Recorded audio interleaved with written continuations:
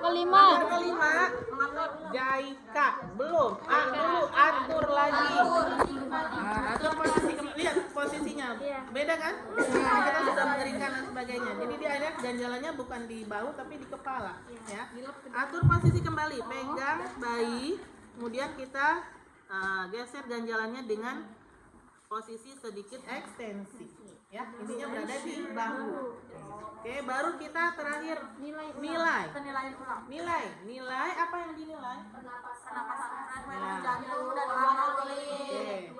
Pernafasan nih, frekuensi jantung. Jadi kalau misalnya frekuensi jantung, kalau dia bernafas berarti biasanya dari mana ya? Tadi dari penurunan naik turunnya dada bayi kan? Ya. Frekuensi jantung kita hitung dalam waktu 1 menit kan harusnya. Tetapi ada rumusnya nggak di sini? Nggak ada. Jadi nanti untuk frekuensi jantung kita hitung dalam waktu 6 detik. Nanti hasilnya dikalikan 10. Jadi kalau nanti misalnya kita cek nih ya, kan di situ tadi ada detiknya, ada tadi jarum ya, apa jam maksudnya. Nah kita cek nih. Nanti di sini kan ada dek gitu kan? Kalau misalnya deknya kamu hitung ada berapa? Misalnya deknya dalam waktu 6 detik itu ada 8 misalnya. Nah, berarti 8 kali 10 berarti 80 kali per menit. Gitu ya. Nah, kalau misalnya deknya ada 11 dalam 6 detik berarti 110.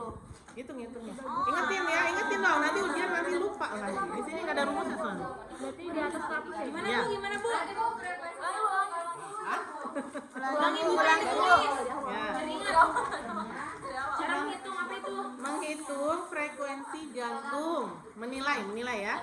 Menilai frekuensi jantung pada saat kita setelah resusitasi nih. Ya, di langkah awal nilai selama 6 detik. Nah, nanti hasilnya dikalikan 10 gitu. Jadi misalnya saya cek tadi 6, misalnya 6 kali 10 60 kira-kira normal enggak? Normalnya harus di atas 100. Ya, lebih dari 100. Nah, misalnya nih saya cek ternyata frekuensi jantungnya 11 kan? Berarti 11 dikali 10 110. Kalau 110 berarti bagus bayinya. Gitu ya. Yang dilihat pertama adalah bayinya pernafasan, menangis atau tidak. Kalau bayinya menangis biasanya diikuti frekuensi jantungnya pasti bagus. Ya. Masih ingat nggak kalau waktu kemarin di lab ibu bilang ada yang bagus, ada yang sedang, ada yang jelek. Nah, sekarang kita yang bagus dulu ya. Yang bagus nih. Yang bagus bayinya ternyata menangis, ya kan? Merah. Frekuensi dia bernafas, frekuensi jantungnya lebih dari 100, ya kan? Warna kulitnya kemerahan. Berarti tindakan langkah awal resusitasi kita berhasil. Ya. Nah, apa langkah berikutnya? Nah, pasca resusitasi kalau berhasil, kamu langsung ke langkah 20 tuh, nomor 20. Nih. Jika resusitasi berhasil, ajari ibu dan keluarga cara menilai keadaan bayi. Nah, ini pantau tanda bahaya bayi, lakukan perawatan tali pusat ya. Nah, kemudian berikan vitamin K, kemudian berikan salep mata, gitulah pokoknya lanjutan asuhan bayi baru lahir. Ya. Itu langkahnya ke sini, kamu hafalin nih semuanya nih ya. Oke. Ya, nanti kamu sebutkan dong. Ya kan kalau misalnya bayinya menangis, berarti kita lakukan asuhan pasca resusitasi. Apa itu asuhan pasca resusitasi? Ya tadi. Ini kamu sebutin semua ya. Ya. Oke ya. Terus yang kedua, jika ternyata nih dia bernafas ya, kemudian frekuensi jantungnya lebih dari 100, tetapi warna kulitnya masih sianosis sentral. Tahu sianosis masih biru ya? Kita lihat warna kulitnya masih biru nih. Nah, berarti apa yang kita lakukan? Berikan oksigen dulu. Karena tanda kebiruan pasti dia kekurangan oksigen. Ya. Nah, berikan oksigen. Kalau dengan menggunakan sungkup, tahu sungkup? Yang kayak nih. Ini namanya sungkup ya pada kita jadi yang ini ya, itu namanya kan sungkup. Itu kecepatan ininya 5 sampai dengan 10 liter. Ya. Naik bisa enggak? Boleh isinya nggak?